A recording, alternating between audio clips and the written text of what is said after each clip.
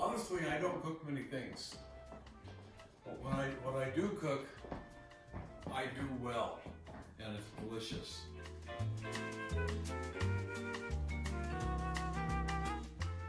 There's Grandpa Steve's unbelievably fantastic cheesecake. It makes the whole job more enjoyable if the kitchen is clean. I end with a clean kitchen also.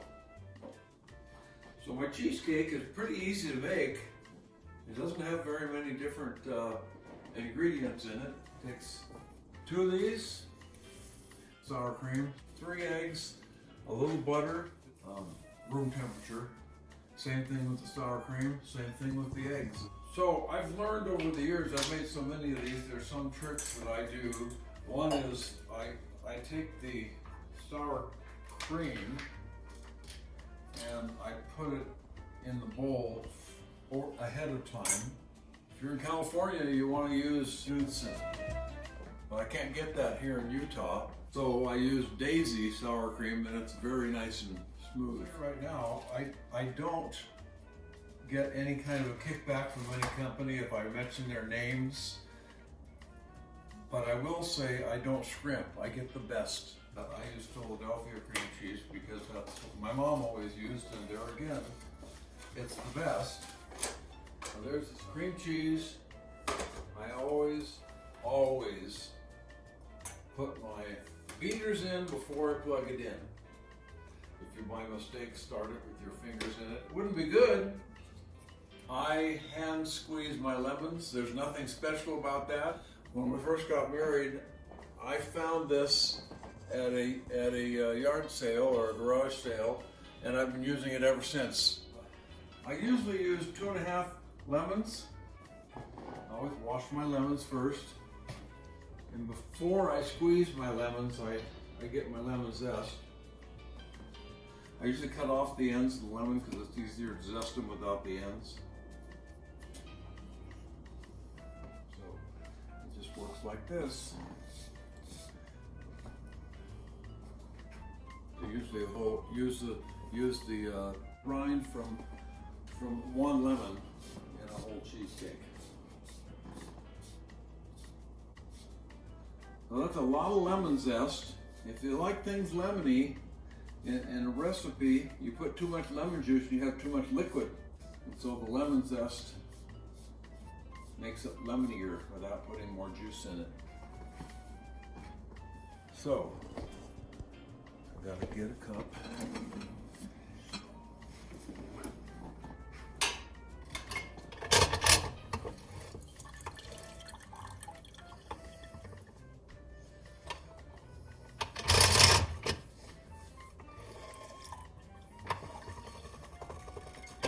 And of course, my taste is the lemonier the better. By the way, it's a very forgiving recipe. Wouldn't be good to cook it too short, but I've cooked it too long before. I have forgotten to put an egg in and only have 2 eggs instead of 3. It wasn't as full, it wasn't as big, but it still was delicious. I'm gonna take that out. Set it aside.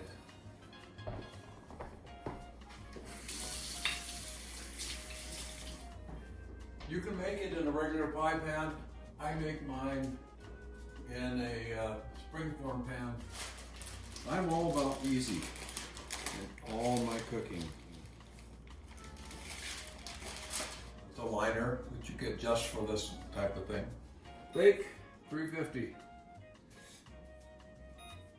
Preheat 350. Next thing I do, I have to get my rolling pin out in my pantry.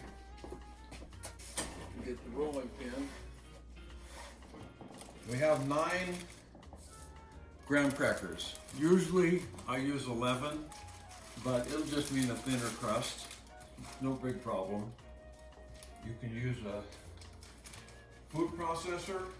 This is, for me, just as easy. I don't do them all at once, but I started off like this.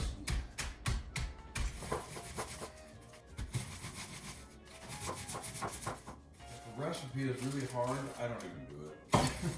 And I I don't do it if it's not delicious. Oh, by the way, I got this from Temu, and it's a little thing. It actually folds up half that size. It's so handy. It just goes over the edge of the drawer. And I'll start that melting while I do this. Start out like that just to get it started, then I turn it down to low. By the time I'm ready for it, it's usually ready for me. I'll melt the butter any way you want. You could even do it in the microwave, I suppose, but I don't use the microwave whenever I can get away from it, because it changes the properties of anything that you put in there. So when you look for cooking with Grandpa Steve, you have to get the one that actually has meat. Although the other one probably is good too, who knows. Anybody that's been around as long as I have, or other grandpas, they pretty well know things that lots of other people don't know. I use, it's a 1/4 cup, and that's not quite a 1/4 cup, but that's not quite the size of the graham crackers I usually use, so that'll be about right. That's what this recipe is all about. Everything is about right. And I just pour that in there, into the sugar and graham cracker mixture. Then I just use the fork to mix it all up.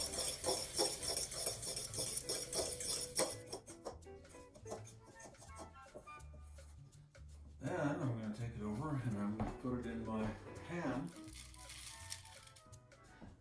Spread it around a little bit.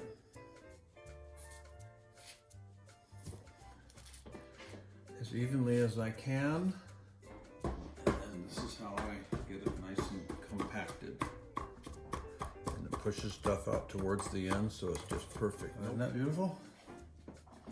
Looks like a little bigger on this side than that side, so I'll just go like that to press it over, and then do that again.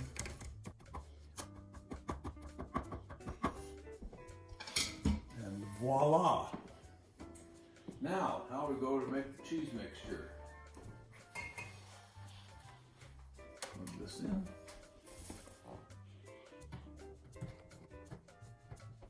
I ordered this to Hamilton Beach just for making cheesecake. Very cheap machine, cheapest thing I could find. And it's worked so far. Anyway, I grabbed one of these. I bought this just for doing this. And it worked well.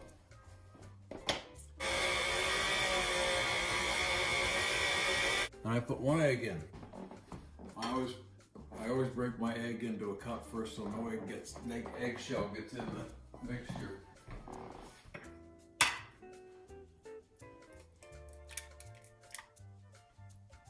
I just toss that in there. Mix it up a little.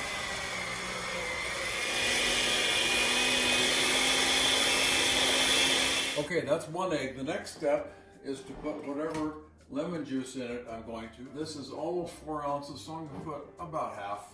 That'll work. And then 1 more egg.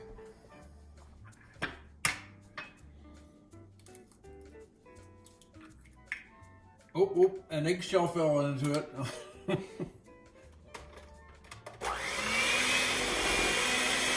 lot of people, they make sure they straighten the sides, but they forget about the middle. This is such a forgiving recipe. Last egg. Woo!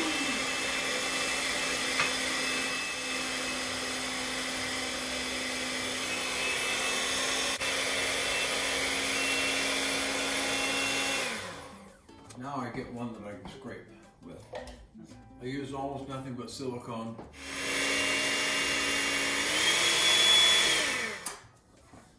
Bring this over, pour it in a pan, springform pan.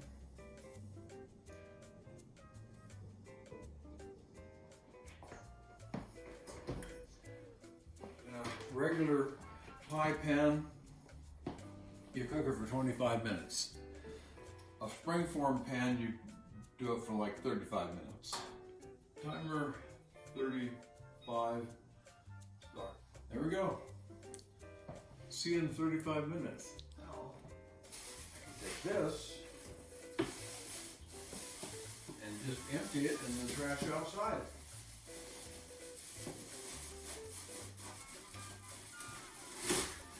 I'll show you something else.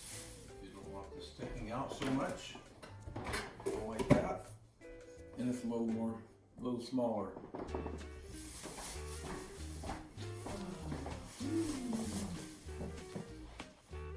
Okay, this is the time. I got 35 minutes that I can wash all this stuff. That's when I do it. I do the washing while my stuff is cooking. I like a clean kitchen for cooking.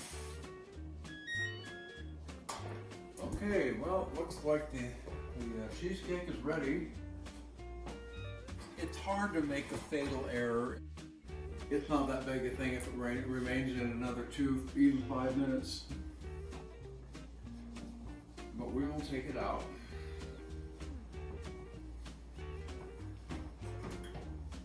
You can tell when you take it out if it's ready if you shake it a little bit.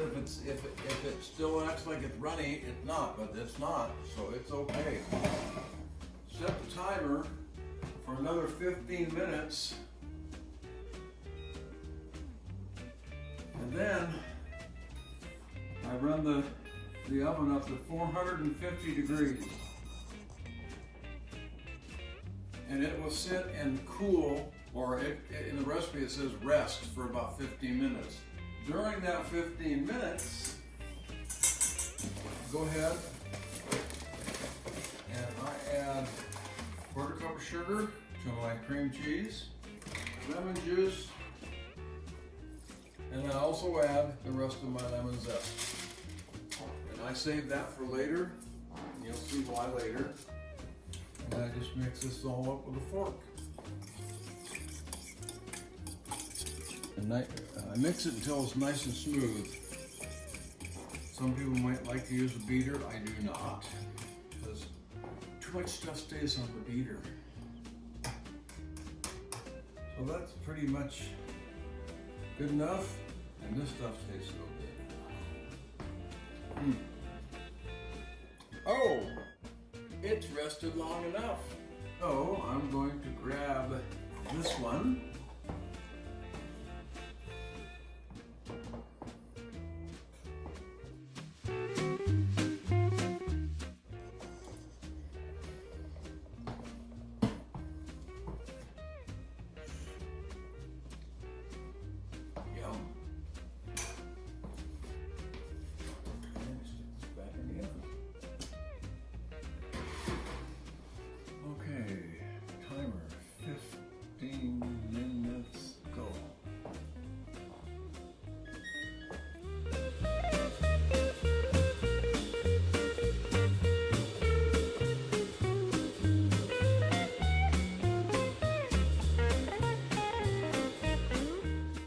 So that's about what it looks like when it comes out, and I stick it right there on the oven because it lets it cool on the bottom as well, and I let it cool to room temperature, and usually that's about half the night because I usually do this late at night, and I put that in the refrigerator and it gets cold all night and it's ready for having cheesecake for breakfast in the morning. Yum! Since I didn't put cooking spray on it, I'm loosening this with the knife first. It accumulates also on the knife. Now, for the wax paper that I used for the lemon zest, put that in there like that.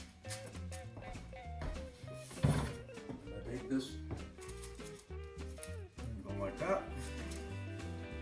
It's good to do this. Take that off. Then I put it on my plate. And voila. One cheesecake. Most people will cut this a lot bigger, but I don't. See the size? Piece like little tiny thing. Delicious goodness. And guess what? It's perfect.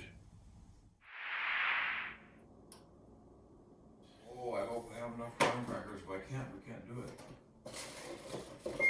Oh, dang! Oh, look at that. It's throwing up on me. Oh! I love doing this.